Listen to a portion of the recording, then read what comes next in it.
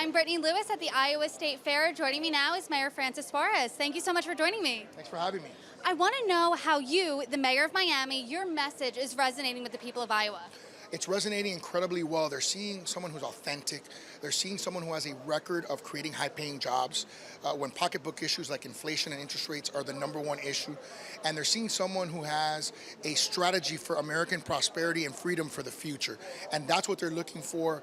I feel very confident that as Iowans get to know me better and better and get to spend more and more time with me, there's a saying in Iowa where they say, what do you think about this person? And their response is, oh, we've only met him 3 times. So, it's a process of continuing to go deeper. And I really firmly believe, and I'm very buoyed by the fact that as Iowans go deeper and do their due diligence, I'm going to rise higher and higher. You said the word prosperity. That might make a lot of people smile because inflation, the economy have been top issues consistently for the past year. So how would you spur prosperity in America today? It's easy. You don't do it by growing government. You do it by shrinking government, which is exactly what I did. I'm the only candidate that actually cut government expenses. I cut them by 20%, balanced our budget. While the federal government was being downgraded, our government in the city was being upgraded to the highest level ever. And then we created a prosperity agenda by focusing on technological jobs that are high-paying jobs. So we were #1 in wage growth, lowest unemployment in America, and #1 in tech job growth, which means we're creating high-paying jobs. And when you were speaking on the soapbox, you said that you want your message to resonate with young voters. You think that's a missed opportunity in the GOP right now. How are you going to do that? Yeah, I mean, you're talking about voters who under 30 who voted plus 26 for Joe Biden, who's over 80, right? So how is he connecting with young voters other than just forgiving their debt? I don't think that's the way to create prosperity for young people. I think the way to do it is to understand how the economy is evolving and position our country to take advantage of what I consider to be a tsunami of opportunity. There's a unique opportunity right now. According to a recent Gallup poll, 49% of voters consider themselves politically independent. How do you appeal to them? I have already. Like I said, I got elected by 85% and reelected by 80%, meaning I got independents and conservative Democrats to vote for me.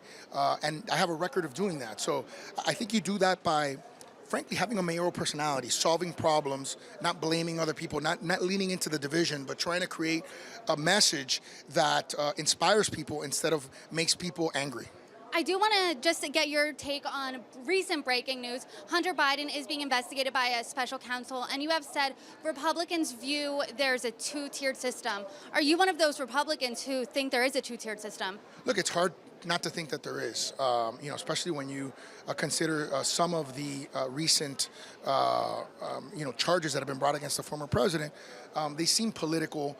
We really should be focusing on this next election. We shouldn't be focusing on things that happened 4 years ago.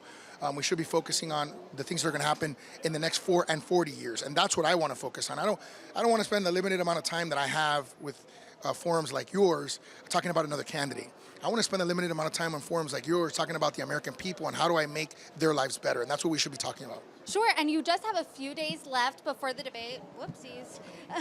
A few days left before the debate. So what's next for your campaign, because you do want to make that debate stage? What's next is taking every single opportunity to tell our story at scale, to tell it to the American people and convince them to vote for me when they get a phone call, right? And we have already done it in Iowa.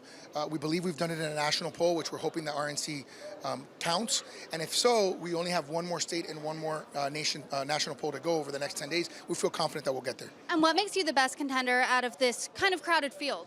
I'm the only one that has a record of solving big problems like the ones that we have in our country. I'm the only one that's cut a public sector budget by the same percentage we have to cut our federal budget. I'm a Republican, Hispanic, that can not only win the Hispanic vote, but can solve immigration for our lifetime. And third, I'm the only one that's created an ecosystem of prosperity and freedom, and we need to do that to confront China in our lifetime. Mayor Suarez, thank you so much.